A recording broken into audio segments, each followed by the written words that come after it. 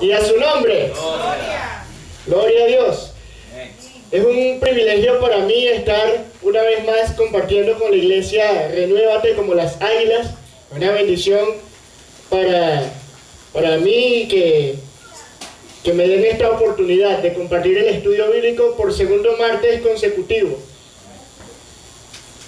Y quisiera que antes que iniciemos el estudio, hagamos una oración para que sea el Señor quien hable el corazón y a la mente de cada uno de nosotros. Padre, en el nombre de Jesús te damos gracias, Señor, por tu amor y por tu fidelidad. Gracias porque nos has permitido, Señor, venir a tu casa, a alabar y glorificar tu nombre.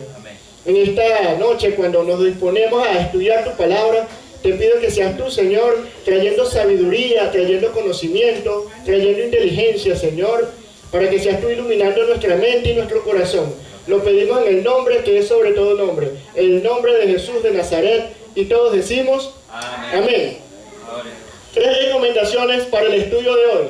Número 1, abra su Biblia en Génesis capítulo 8. Recomendación número 2, abra su mente para que sea el Señor hablando al intelecto. Recuerden que la semana pasada decíamos que la adoración debe ser 100% emocional, pero también debe ser 100% racional.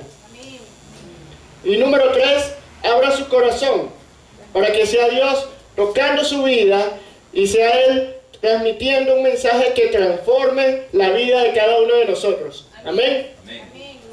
Ya saben, 3 recomendaciones. Abra su Biblia, abra su mente y abra su corazón.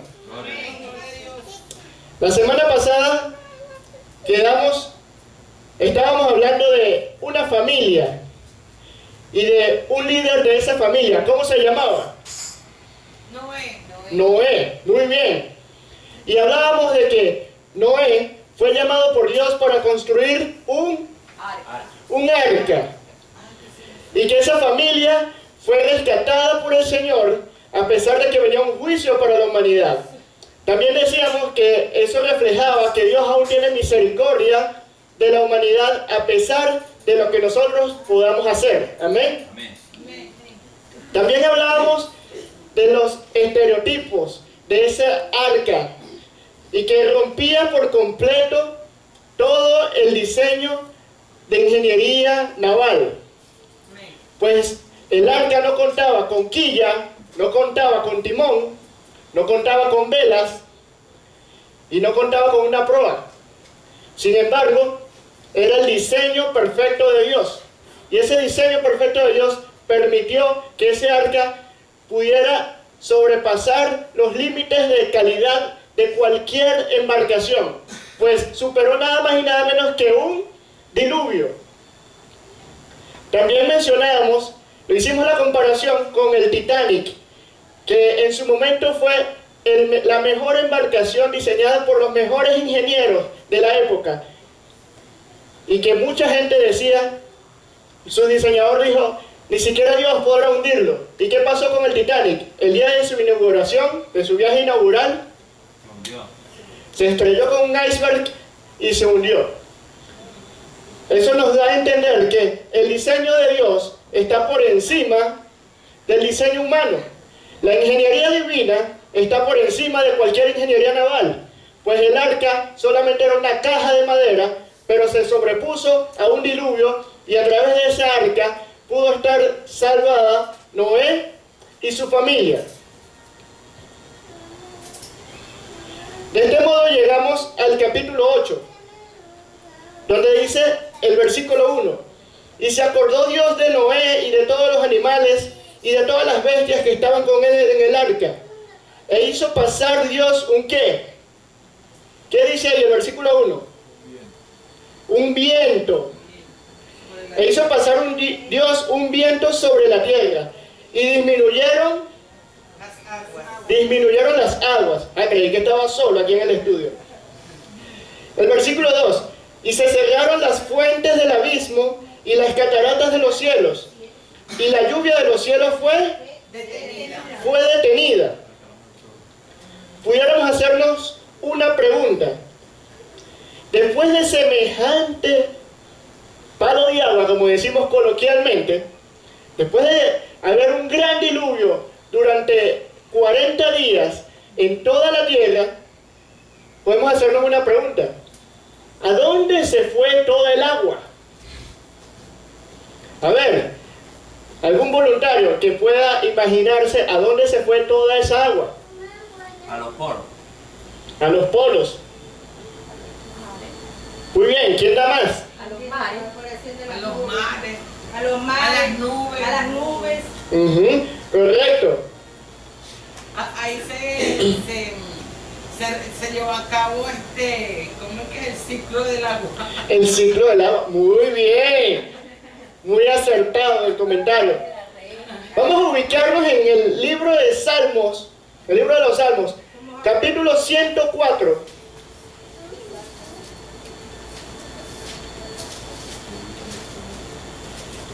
Y vamos a leer desde el versículo 6 hasta el versículo 9. Salmos, capítulo 104, versículos 6 al 9. Amén. A ver, ¿qué dice? Con el abismo como con vestido la cubriste. Sobre los montes estaban las aguas, a tu reprensión huyeron. Al sonido de tu trueno se apresuraron, subieron los montes, descendieron los valles, al lugar que tú les fundaste. Les pusiste término, el cual no traspasarán, ni volverán a cubrir la tierra. Interesante ese pasaje. Ahí habla nada más y nada menos que Dios cambió el orden topográfico del planeta Tierra. Cambió todo el orden. Se dice que el planeta Tierra era un solo continente.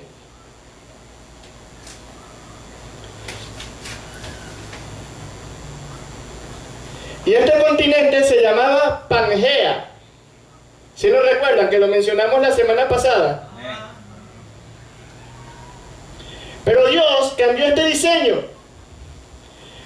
porque las aguas tenían que ir a algún sitio.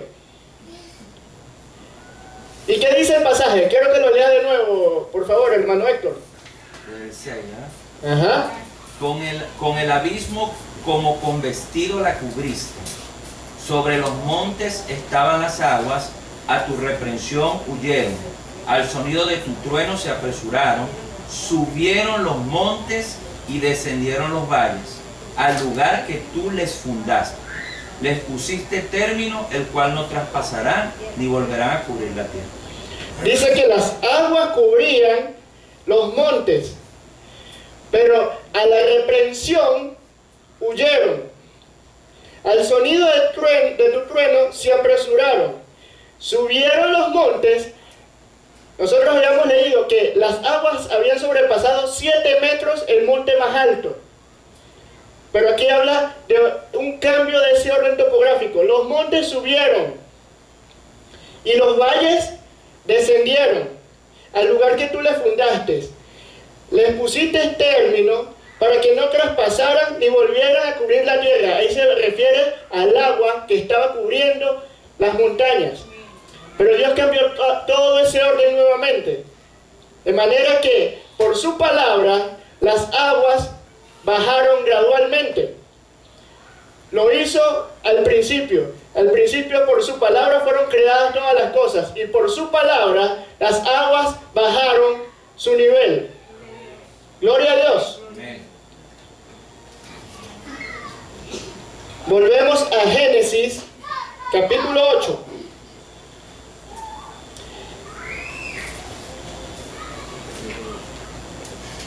Dice la palabra que Dios hizo pasar un fuerte viento sobre la tierra y las aguas disminuyeron. Dice el versículo 3, y las aguas decrecían gradualmente de sobre la tierra y se retiraron las aguas al cabo de ¿cuánto tiempo? Versículo 3. 150 días. Dígalo bien, con convicción. De 150 días. Al cabo de 150 días. reposó el arca en el mes séptimo, a los 7 días del mes, sobre los montes de Ararat. Ararat queda en Turquía.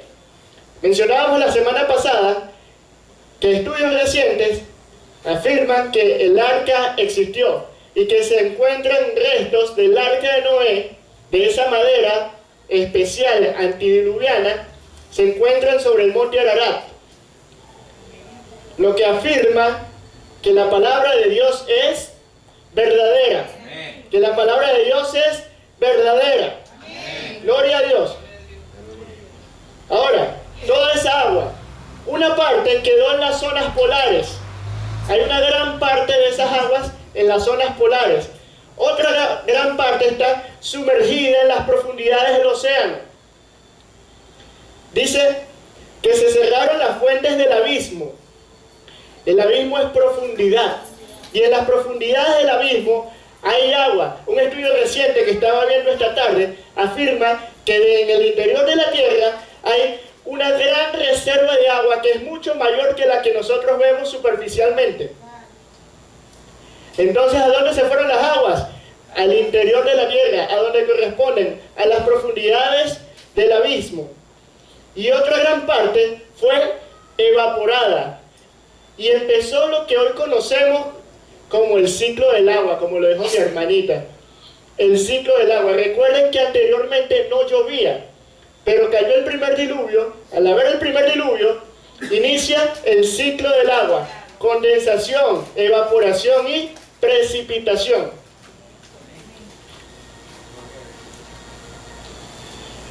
Y de esta forma llegamos al capítulo 9. ¿Qué dice el capítulo 9? El título, su encabezado. Pacto de Dios con Noé. Pacto de Dios con Noé. Este pacto de Dios con Noé es el tercer pacto de los 8 pactos que a lo largo de la historia Dios ha hecho con la humanidad. Y les voy a mencionar brevemente los pactos. El primero fue el pacto edénico, el que se hizo en el jardín del Edén. Eso lo encuentra en Génesis capítulo 2, versículo 16. El segundo pacto es el pacto adámico. Eso lo encuentra en Génesis capítulo 3, versículo 15. El tercer pacto, que es el que vamos a abordar en esta noche, es el pacto noénico. Se encuentra en Génesis capítulo 9, versículo 16. El cuarto pacto es el cuarto abrahámico. Se encuentra en Génesis capítulo 12, versículo 2. El quinto pacto es el pacto mosaico con Moisés. Se encuentra en el libro de Éxodo, capítulo 19, versículo 5. El sexto pacto es el pacto palestino con el pueblo de Palestina. Se encuentra en el libro de Deuteronomio, capítulo 30, versículo 3.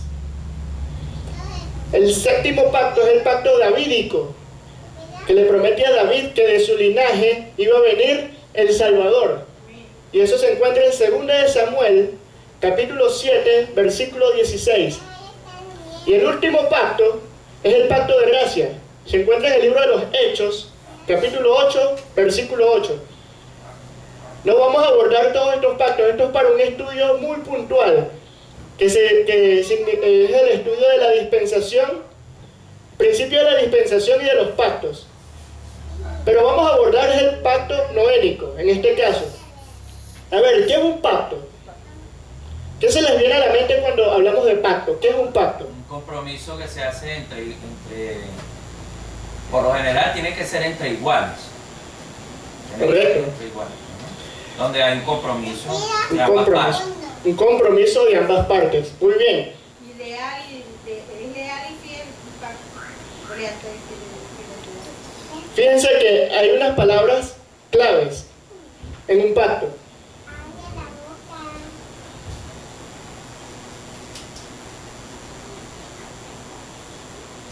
Las palabras claves son acuerdo,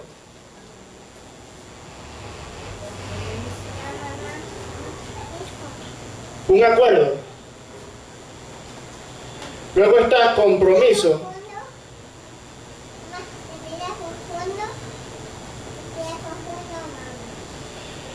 Y la otra palabra es beneficio. Un beneficio que se adquiere cuando las partes cumplen su compromiso.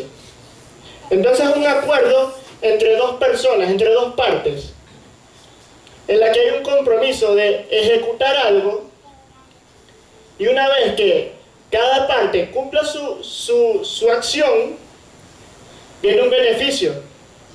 ¿Sí?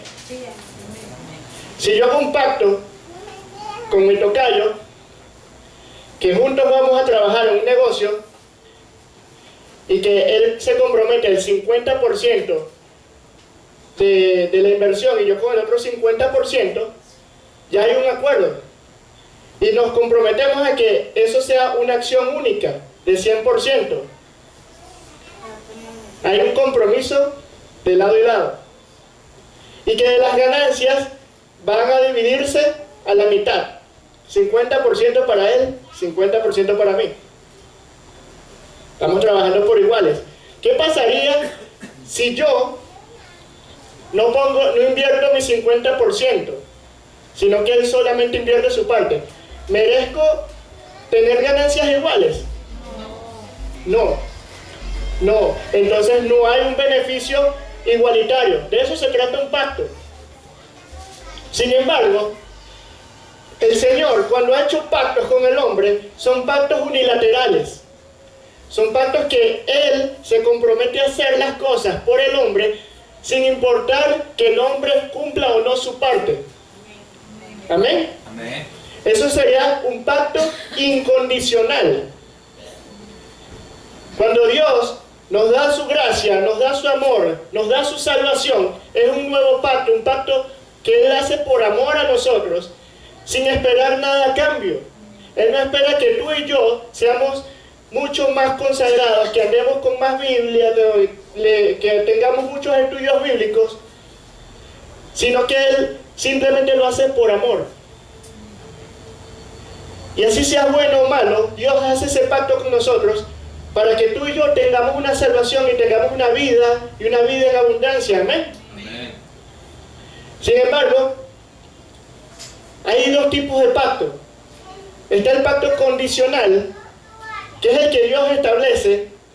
Por ejemplo, con Adán: tú no vas a comer del árbol de la ciencia del bien y del mal. Dice, porque el día que de él comieres, ciertamente morirás. Había una condición. Adán iba a ser eterno. Adán iba a ser eterno. Pero al romper el pacto, entró la muerte. Dice que por un hombre entró la muerte. Por la desobediencia de Adán, todos somos pecadores. Todos tenemos una condenación. Pero también hay un pacto incondicional, que es el que les mencioné hace un momento. El pacto de la gracia. Dios no espera algo de nosotros. Él hace todo por amor. Otro ejemplo del pacto incondicional es el que Dios hace con Noé. Que dice la palabra que no destruirá más la tierra con agua. No la va a destruir más. Él no esperaba que Noé fuese fiel. Él simplemente dijo, yo no voy a destruir más la tierra. No espero que hagas algo por mí. Simplemente yo lo voy a hacer. Esas son las diferencias de los pactos. Actualmente se habla mucho de que haga un pacto con Dios y llame y va a recibir su milagro. Y estoy denunciando esto públicamente. Como ministro del Señor tengo el deber de hacerlo. Amén. Haga un pacto con el Señor, llame ahora mismo y va a tener su milagro. Dios no espera nada de usted ni de mí. Dios, si quiere hacer un milagro en su vida, lo va a hacer por su gracia, por su amor, por su fidelidad, porque Él es amoroso con cada uno de nosotros. Y si usted lo cree, dé un fuerte gloria a Dios.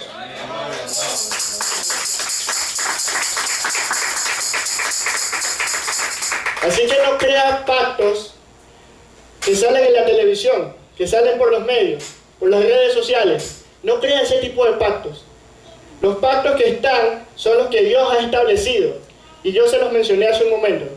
Que cuando nosotros vemos la Biblia siempre vemos, como tú dices, que todos los pactos de Dios fueron unilaterales. O sea, es de Dios hacia nosotros. como dices tú, sin esperar nada a cambio. Y cuando yo escucho que se hace la palabra pacto, por lo general se le escucho a los satanistas, que ellos pactan con el Dios, con D minúscula, con el Dios que es el demonio. Entonces, ellos sí hacen pactos, inclusive pactos de sangre, etcétera. Pero ese tipo de pactos sí se hacen actualmente, pero con Dios no, porque ya Dios hizo todo lo que iba a hacer. Y hay un engaño también cuando se hace ese pacto, cuando ellos realizan ese tipo de pactos. Lo hacen ofreciendo su alma. Nuestra alma no nos pertenece. Nuestra alma es del Señor. Pero debemos decidir sabiamente para dónde vamos en la eternidad.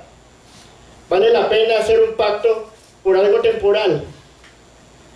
¿O vale la pena hacer una decisión que me lleve a la eternidad?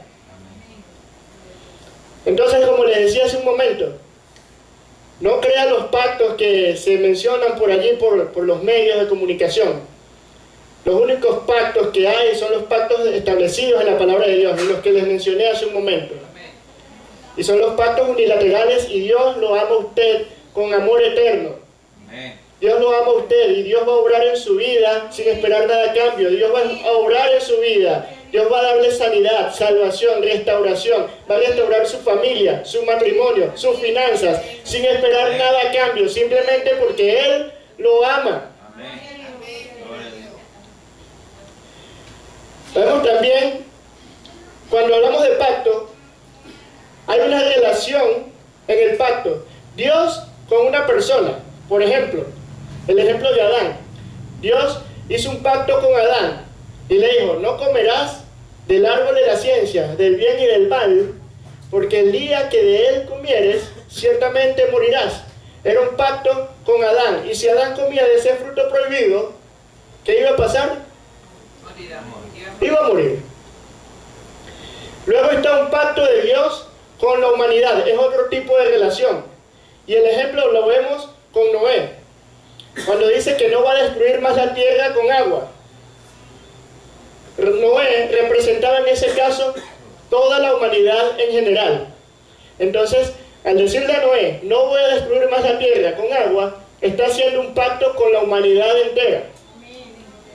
Luego está la relación Dios y un país, cuando Dios le da los 10 mandamientos a Moisés. Se lo está dando a una nación, y está estableciendo un pacto con una nación, un pacto único. Fíjense, con una persona, pactos individuales, pacto con la humanidad en general, con un país, y vemos por último el pacto de Dios con una familia, cuando a David le dice que de tu reino será perpetuo, porque se refería a que del linaje de David iba a venir el Mesías, el Salvador, el Rey eterno, a quien nosotros adoramos en esta noche. Entonces hay 4 tipos de relaciones en el pacto: individual, familiar, con un país y con la humanidad en general. Pero cuando hablo de pactos individuales, ojo, no vayan a creer en cuentos que les mencioné hace un momento, de que voy a hacer un pacto monetario, voy a darle tantos bolívares a Dios para que me haga un milagro. No, Dios no necesita nuestro dinero. Él es el Rey del oro y la plata. Un comentario que a propósito de que mucha gente dice, bueno, pero es que yo pacté y se me dio lo que yo pacté. Pero la pregunta es que debemos hacerle es, ok, pero ¿con quién pactar? ¿Con quién pactar? ¿Con quién se realizó ese pacto? Ajá, también. Vemos también que el pacto con Noé tiene unas características específicas, y lo vamos a ir desglosando poco a poco. ¿Cuáles son los elementos de este pacto? Vamos a leer Génesis capítulo 9, versículos 5 y 6. Un hermano que por favor me lo lea. Porque ciertamente demandaré la sangre de vuestras vidas, de la mano de todo animal la demandaré, y de la mano del hombre, de la mano del varón, su hermano, le demandaré la vida del hombre. 6, 9, perdón. Del 9, 5 y 6, ese mismo que está leyendo.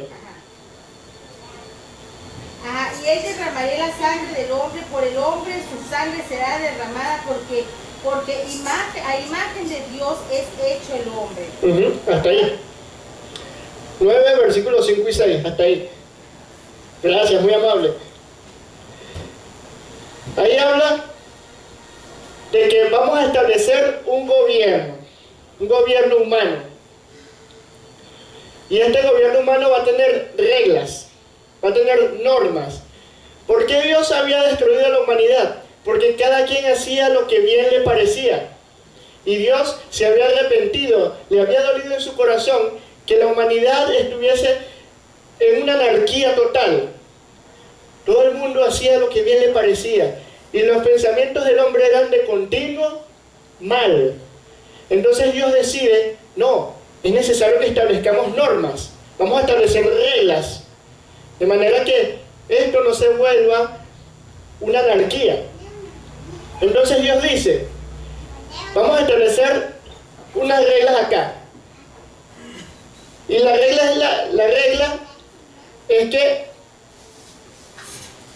voy a demandar la vida de todo hombre. Y dice, el que derramare sangre de hombre, por el hombre su sangre será derramada. Aquí estamos hablando de la pena capital o pena de muerte. No puede ser posible que alguien cometa un homicidio y se lave las manos. Entonces Dios dice, vamos a establecer una norma. Si usted va a matar, entonces usted merece morir. Para que vayamos limitando la violencia que se había generado en el tiempo antiguo. Por ahí hay un dicho que dice, el que hierro mata, esa es una regla también. No puede esperar que lo maten a sombrerazo, como dicen por allá en el llano. Entonces, el hombre es responsable de vivir en santidad y de mantener un orden. Y también el que comete una infracción, atentando contra la vida de otro hombre, merece morir. Fue la primera regla que Dios estableció. La segunda regla de este pacto lo vemos en el capítulo 8, versículo 21. Un hermano que lo lea, por favor. 8:21.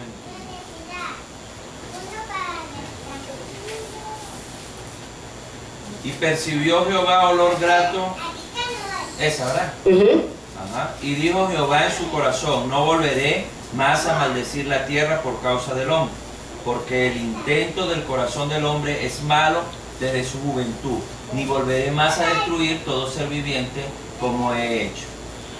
El segundo elemento de este pacto con Noé era que el hombre no debe temer a un nuevo diluvio. Ya Dios hizo el compromiso por amor a Él mismo y por amor a la humanidad. No volverá a destruir la tierra de esta forma. Entonces, dice el segundo elemento es que no va a haber una maldición de este tipo, de que Dios no va a destruir la tierra de esta forma. El tercer elemento. Hermano, de hecho, el sello, la firma de Dios de haber como sellado ese pacto fue habernos dejado el arco iris. Es correcto. Es como la firma que el Señor dijo, aquí con esto sello, con esto firmo, que nunca más volveré. Con esto le doy validez a este pacto. Una señal. Es la señal. Es muy acertado el comentario. El tercer elemento lo vemos en Génesis capítulo 8, versículo 22.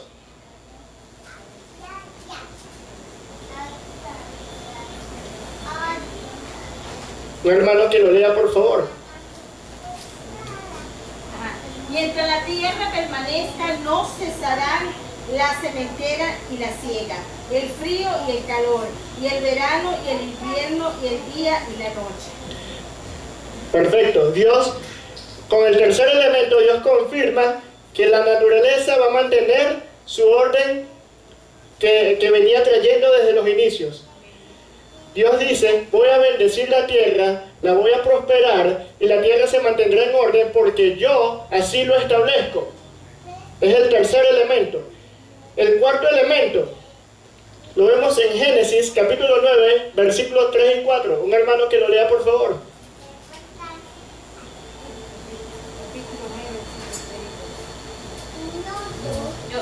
Todo lo que se mueve, todo lo que se mueve y vive, os será para mantenimiento, así como las legumbres y plantas verdes, os he dado todo. Pero carne con su vino, que es su sangre, no comerás. Muy bien. El cuarto elemento. Se agrega un elemento a nuestra dieta como seres humanos.